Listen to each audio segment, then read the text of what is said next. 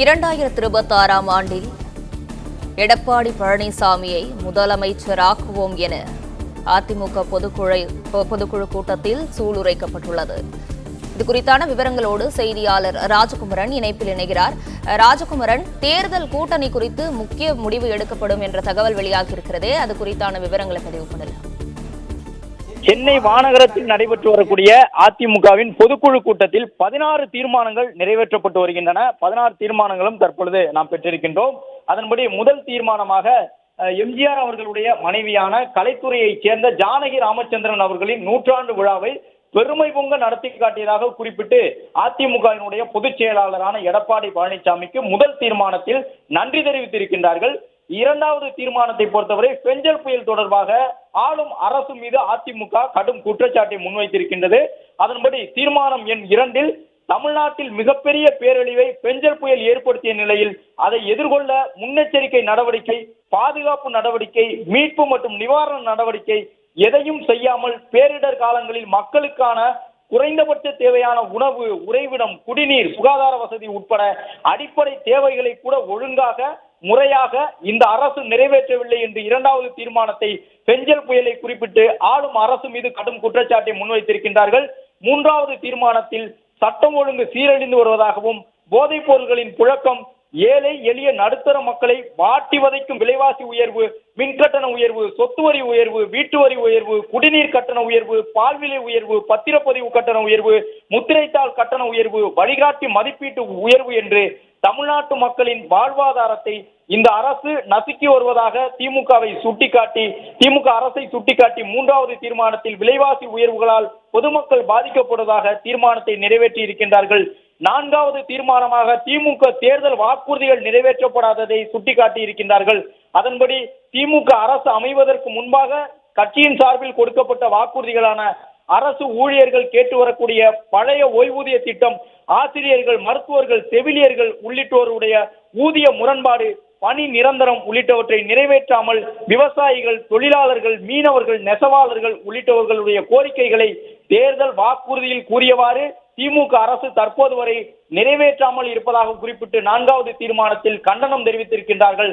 ஐந்தாவது தீர்மானமாக பெரிதும் எதிர்பார்க்கப்பட்ட மதுரை மாவட்டம் அரிட்டாபட்டி சுற்றுவட்டார பகுதியில் அமையப் போகின்ற டங்ஷன் சுரங்க ஆலைக்கு எதிரான தீர்மானத்தை அதிமுக பொதுக்குழுவில் நிறைவேற்றி இருக்கின்றார்கள்.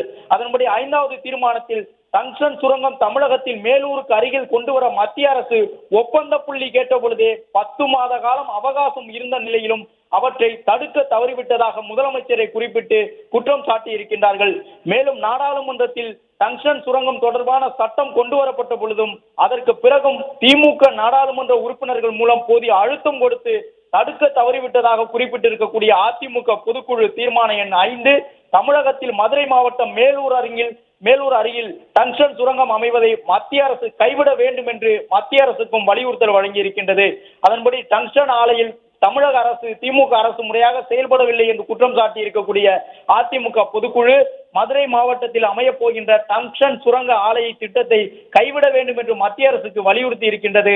ஆறாவது தீர்மானமாக உலக பொதுமறையாகவும் இந்தியாவுக்கு வாழ்வியல் வழிகாட்டியாகவும் தமிழகத்திற்கு காலம் வழங்கிய கொடையாகவும் திகழ்கின்ற திருக்குறளை தேசிய நூலாக அறிவிக்க வேண்டும் என்று மத்திய அரசை வலியுறுத்தி இருக்கக்கூடிய அதிமுக பொதுக்குழு தீர்மானம் சென்னை உயர்நீதிமன்றத்தில் வழக்காடு மொழியாக தமிழ் இடம்பெற வேண்டும் என்று தெரிவித்திருக்கின்றது.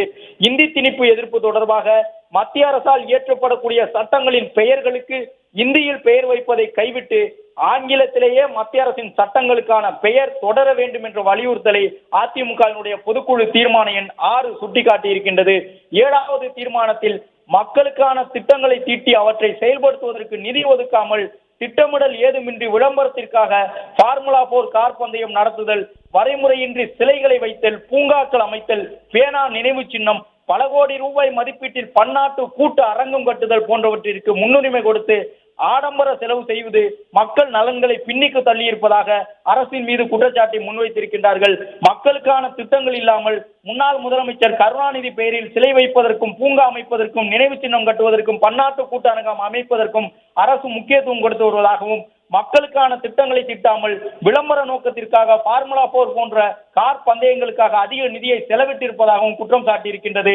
தீர்மான எண் 7 8வது தீர்மானத்தை பொறுத்தவரை அதிமுக ஆட்சியின் பொழுது குடிமராமத்து திட்டம், தடுப்பு அணைகள் திட்டம், அணைகள், ஏரிகள், குளங்கள் உள்ளிட்ட நீர்நிலைகளை ஆழப்படுத்தி நீரை சேமிக்கும் குடிமராமத்து திட்டம் உள்ளிட்டவற்றை தற்போதைய அரசு தொடரவில்லை என்று குற்றம் சாட்டியிருக்கின்றது தீர்மான எண் 8. 9வது தீர்மானத்தை பொறுத்தவரை தமிழ்நாடு தண்ணீர் பற்றாக்குறை கொண்ட மாநிலம்.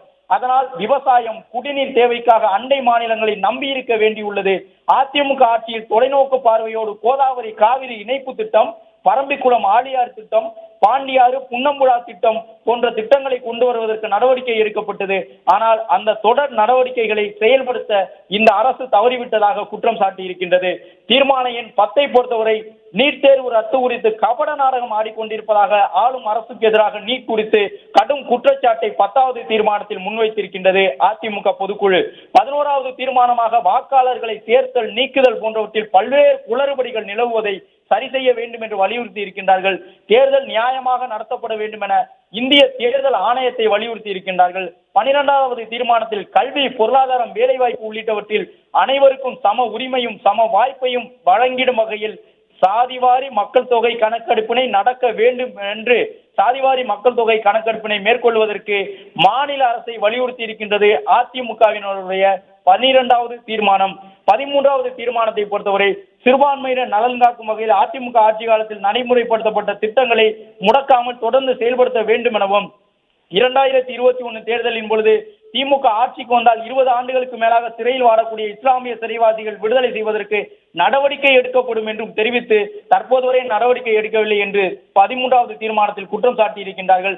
மேலும் பட்டியலின மக்களின் உரிமைகளை காப்பாற்ற போதுமான நடவடிக்கையை திமுக எடுக்கவில்லை என்று வேங்கை வயல் உள்ளிட்ட சம்பவங்களை சுட்டிக்காட்டி தீர்மான எண் 13 நிறைவேற்றி இருக்கின்றார்கள்.